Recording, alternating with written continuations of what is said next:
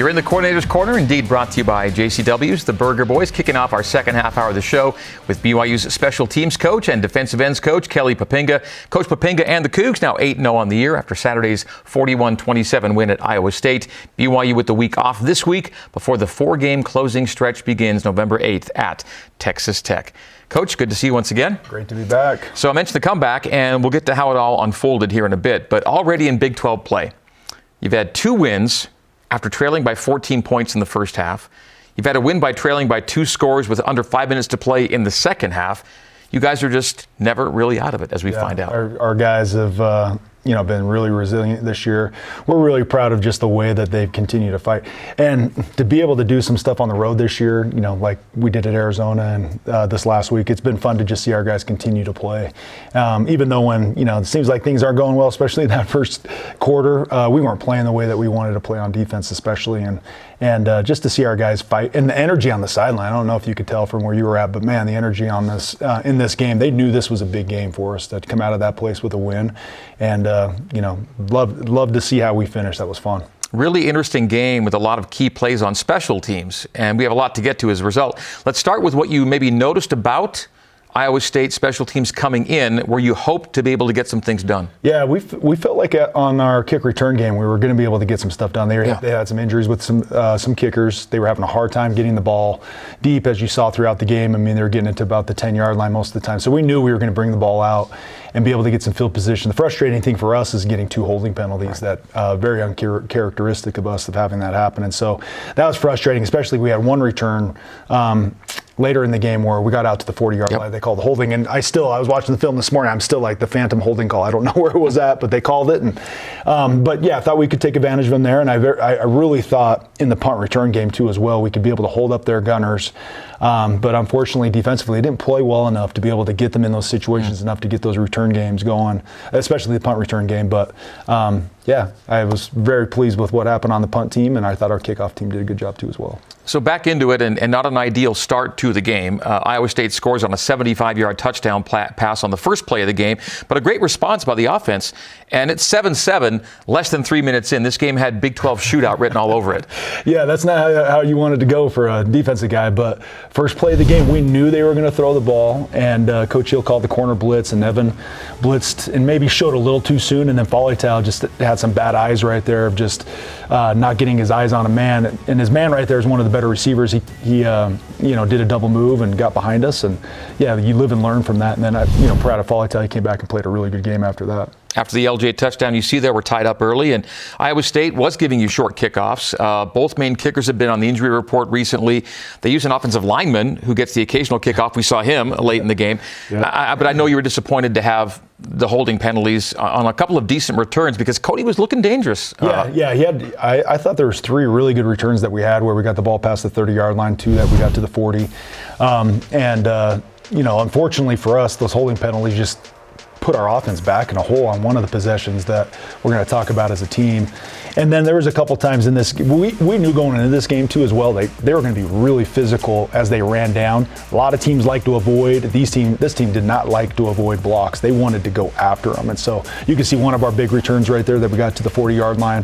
I think that set up an offensive touchdown right at the end of the first half right there. And then this is the other one we brought back, and I think gets out to the 40. And I think they call a holding right there on Talon, which to me, I still don't see it. So I'm going to send that into the Big 12 and be like, all right, explain this one to me why you called it. But the whole purpose of kickoff return is to set our offense up with great field position. And when you get a holding penalty like that, and we get put back by their student section, it was really loud. Tough. And then, Bear gets sacked. And the next thing we're inside the 5-yard line. And that was all because of poor special teams play. And that can't happen. Back into the game, ISU scored 10 straight to take a 17-7 lead, and the Cyclones were driving to maybe go up 24-7 when one of your defensive ends, Logan Lutui, dropped into coverage, comes up with a big play for you guys. Yeah, we were playing a lot of 3-under-3 deep coverage with some pressure, and I think he felt like a similar type of pressure we had sent earlier, and we felt like he thought the flat was going to be open. This is a little different coverage that we have where our DN buzzes to the flat, and he just threw it right to Logan because I think he thought there was going to be nobody there, and just Logan doing his thing. I mean, that's a very simple play to make right there, but he's just doing his job, them. That's what we try to reiterate to our players all the time. If you just do your job, the defense is going to help you make plays. And Logan, once again, he's playing really solid right now and just comes up with big play after big play in each and every game. Because you were down 2 scores, important to get some kind of points after the big play from Logan. And it was a 50-yarder from Will Farron to make it a 1-score game again. Yeah, Will is, he's back in his groove. I thought there for a little bit he was out of that groove for a little bit, going into the Arizona game. He kind of got out of that funk. But, yeah, that's a really good kick on the road, a 50-yarder. And would have been good from what, do you think? Oh, I think that was going to be good from 60. He was hitting pregame either way, into the wind or with the wind. He was hitting at 60. So I told A-Rod before the game, I said, if we can get the ball to the 40, we're going to be in a good spot. And that was around the 33. And so, Will's, hitting the ball solid again. And, between the protection and the operation of everything, it was another good day for our field goal unit. It was his 6th career field goal of 50-plus yards. That's second all-time at BYU for most 50-plus. It was his 49th career field goal. Later in the game, he gets his 50th, and that's now third all-time in total field goals made at BYU. Yeah, that's awesome. What is the record for 50? The number 9. 9. Oh, okay. So 9. Ways to go on that. Yeah, okay. Payne's got 9. So he's three away. Yeah. But he's good. He's good with a long leg. Yeah, he's doing great. And like I've mentioned this a number of times with Will, just great mindset in the way that he approaches every game, and staying super humble. And he's hungry, and he just really the characteristics that we want as not just a kicker, but as a BYU football player. He follows that. Okay, so you're back into a 1-score game. Iowa State answers the Farron field goal with a 12-play, 80-yard, 7-minute touchdown drive. So it's 24-10 Cyclones. BYU's being outgained by about a 2-1 margin at that point, but a great chance to both end the first half and start the second half with scores mid to late time is what we're talking about. That's exactly what happened. The touchdown drive right before halftime, that was a big shot in the arm for BYU. Yeah, that was a big deal. And, as soon as the clock hits 4 in the first half, we always talk about, hey, here comes the middle 8. We got to finish the half strong. We got to start the second half great.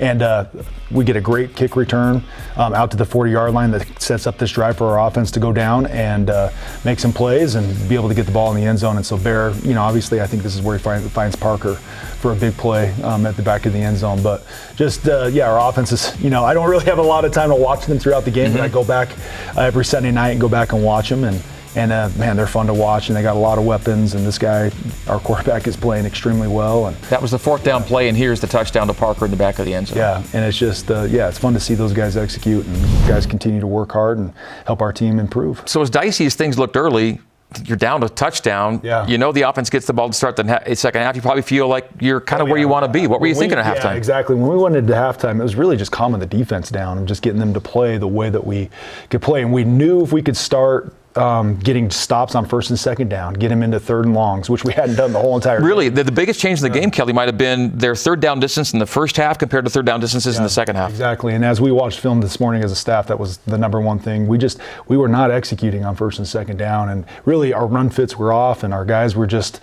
off a step here or there, and sometimes that happens, but we know what we need to fix. We'll get it fixed. Coach Hill's on it. The rest of our D staff's on it, and we'll get it turned around just like we did in the second half. 3 points after the second half going forward. I think that against that team and that offense was a big deal. We left with BYU trailing 24-17 at halftime. BYU got the ball to open the second half, and as BYU did in the first half, the Cougs score on the opening possession. It was a touchdown in the first half, 27-yard Will Farron field goal that got BYU back in it here in the second half. Yeah, and that was on the opening drive. Yep. And that's now 10-0 in the middle 8, and that's a big deal. And so if we can finish the half and start the half in that manner and get 10 points on the board when they're not getting any, that's one of our goals. We talk about that statistic all the time, and so it was great to see our guys execute. Obviously I know our offense wants touchdowns right here, but to get 3 points on the board to start the half and keep that momentum going that we had to finish the first half was a big deal for our team. And that was the 50th field goal of Will Farron's BYU career. Only Matt Payne, 54, Owen Potchman, 66, have made more three-pointers in BYU football history. There we go. That's a good deal. It's fun to be a part of that. Will's been fun to have around. Just great teammate, great leader. He's done a great job with that special teams unit, and so excited to see how he finishes this season. BYU now within 4, down 24-20 after the will kick. Great time for a defensive 3 and out. I think first one we saw on the day came right here. It was an ISU possession opened with a sack by Viliami Pouha, one of your defensive ends. Kind of the same deal. Coach Hill was feeling that they were going to try to throw the ball on first down, so we wanted to bring some pressure. So you can see right there we brought some what we call just a middle dog pressure right there, and Vil ends up making a great inside move. The tackle overset, he makes a great inside move and gets home, and really it was very similar play. They're trying to double move into the boundary, and to the field right there, and he ends up making a play. And so that was a big deal. Now they're behind the sticks, and we ended up getting him 3rd and long, getting off the field and getting him to punt the ball, and yeah, that was fun. How important do you think this is? Of the 4 sacks BYU had on the day, all were by defensive linemen, and 3 were by defensive ends. The sack by Vili and 2 more from Bodie Schoonover. Yeah, it's to be able to get edge pressure, I think that's where it all starts. But then just the pressure. One of Bodie's sacks, actually, 2 of them might have come from him rushing from the inside too as well. But you can see Nusi did a great job off the edge in this game too as well, coming in, and then Jack always does a great job. And there's one of Bodie's off the edge. But yeah, I think it always starts with the edges, and then be able to get pressure from the inside too as well. But to be able to get them in the situation like we did at the end of the game, to be able to get after them, we knew we had a major advantage on that O-line, where they, I think, felt like they had the advantage on us was in the run game. If they could just stay in manageable 1st and 2nd downs and 3rd and mediums, they felt like they could handle our front. But at the end of the day, it came down to them throwing the ball, and we were able to execute. Back into game flow, you're down 24-20. The offense put together an 11-play, 79-yard drive for a touchdown. So you're ahead finally, 27-24. ISU answered with a field goal to tie the game, but only a field goal because there was a 65-yard run to set them up. They were 1st and goal from the 10. To hold ISU to 3 points there was big. Yeah, and I think one of the biggest plays of the game that a lot of people don't see is really that tackle. The chase down. Yeah, Trey Alexander chases him down, and because that thing's going for a touchdown, and a phenomenal effort by Trey to be able to chase that guy down, get him tackled at the 10-yard line, and then we come out, we were able to stop him on 1st down. I think 2nd down they ended up getting a penalty, a holding call that pushed him back even more, and then kind of a lucky deal for us, they get a bad snap on 3rd down, and then they have to punt the ball, and so that was a huge deal. And anytime we're in the red zone, our goal is 3 or nothing, and we're one of the top teams right now in the red zone of just being able to keep teams from touchdowns, and so that's got to continue forward. So we were tied at 27 after the field goal they got there. Then things get wild, particularly on special teams. After Iowa State tied the game with the field goal, BYU goes 3 and out. That's not great, but the ensuing punt from Sam gets a good BYU roll, and then a great BYU bounce. But not just a bounce, it wasn't just luck here. We heard there were some things here that contributed to you getting the ball back. Yeah, and it's been 2 weeks in a row where we got lucky on some bad punts, because really not a great punt right here by Sam. It's only about a 35-yard punt where the ball landed.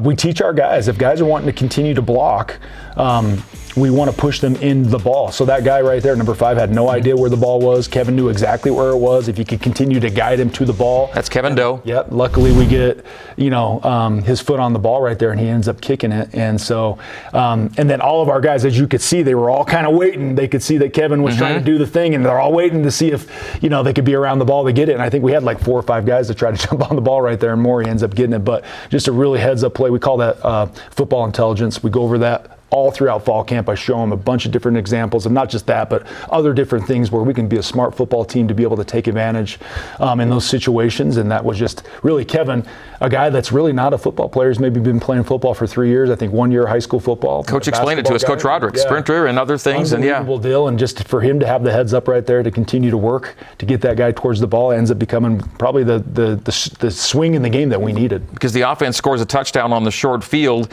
and you're up 34-27 now. The ensuing kickoff went out of bounds. Here's a weird thing. We hadn't seen an out-of-bounds kickoff all year, right? And then we got 2 of them in the 4th quarter. What were you trying to do there? Because that was not a normal thing. Yeah, so the first one, I put that on me. We were doing, as we did earlier in the game, we did a sky kick. I think this is it right here. Yeah, we were trying to do a sky kick where we were trying to get the ball. They didn't want to return the ball, so we were trying to force them to return it, get a shorter kick, get the ball to bounce, and unfortunately just took a bad bounce. The one earlier, it bounced perfectly, and we almost had a chance to get on it. Will Zundel ends up making a really good tackle, but this one just takes a bad bounce, and then the next one was on Will, where he was trying to kick it deep left, and the wind was actually pushing the ball that way, and he just mishit it, and then the wind ended up doing the rest and pushing it out of bounds. But really, the first one I put on me. The second one is getting Will to just keep the ball in bounds just a little bit. But those kickoffs came after BYU TDs that gave BYU first the lead and then the insurance, and the insurance score comes from a defensive player, Faletau Satawala with the pick six. Yeah, and this was a call that we talked a lot about at half that we needed to get back to, and really just giving us a little bit of leverage. And so you can see Faletau right there expanding to the flat and being able to jump the quarterback's throw right there. And he ended up making a great play. I mean, a lot of the pictures right here, it looks like he kind of rips the ball out of this guy's hand in a way. But unbelievable play by Faletau, and be able to finish. And, his celebration right there is one of the classics that he only does, but unbelievable play by him. BYU now 19-4 in the Sitake era when scoring on defense or special teams. That was one of 3 BYU INTs on the day. The Cougs have won 9 in a row when scoring on defense or special teams.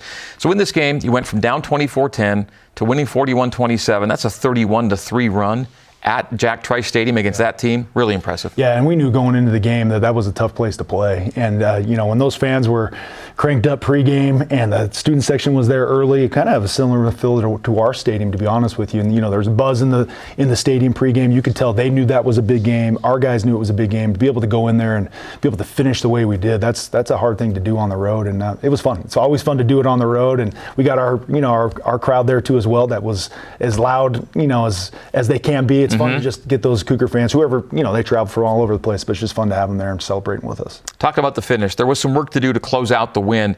You forced the Cyclones into 2 time-consuming possessions that ended with turnovers on downs and then an INT. We'll probably see the 2 plays. The first was a 4th and 10 pass breakup by Therian, and then Evan gets the pick at the end of the game as well. Yeah, and Coach Hill, we just knew they were going to be in their 2-minute mode. They were down 2 scores.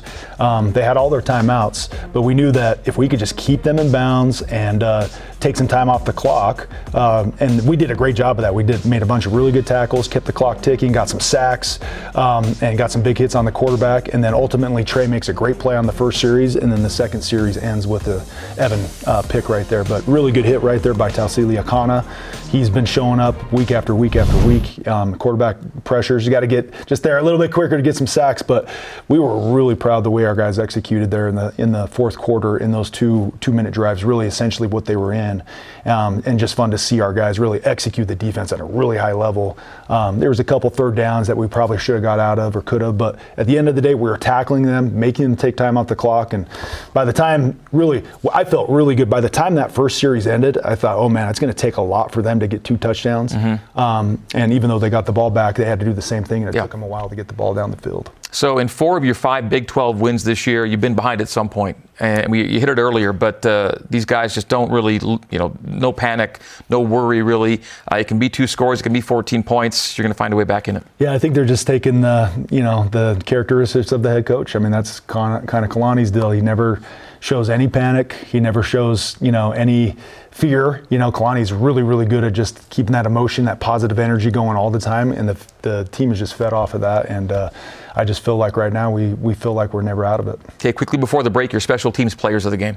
Yeah, we're going to go with the big play right there. We're going to go with Kevin being able to force that ball to get live, and then Maury jumping on it. That was, like I said, I think the turning point in the game. And so props to those guys. And Maury, once again, was a great gunner throughout the whole entire game on our punt team. And Kevin there, too, as well on our punt team. So it wasn't just this one play. I thought they played really well in the other phases of the game that they were on. Off this week, and then, Coach, a week from Saturday at Texas Tech. Couple thoughts on the Red Raiders, particularly on their special teams. Yeah, they're very well coached. The head coach has a ton of experience being a special teams coordinator in the Big 12. He was at Baylor. Their special coordinator currently they do a lot of really good things. You can see where they're ranked. Their return games are exceptional. I think they do a great job on their punt team. They got a lot of formations and fakes. I'd say their mindset is very similar to ours as far as being aggressive, and they ran a fake on us 2 years ago when they were here and they got it. And so we're going to have to be really locked in on just their different formations, their return game. It's going to be fun. Good luck in Lubbock. Thanks for today, Coach. Appreciate you. Thank you.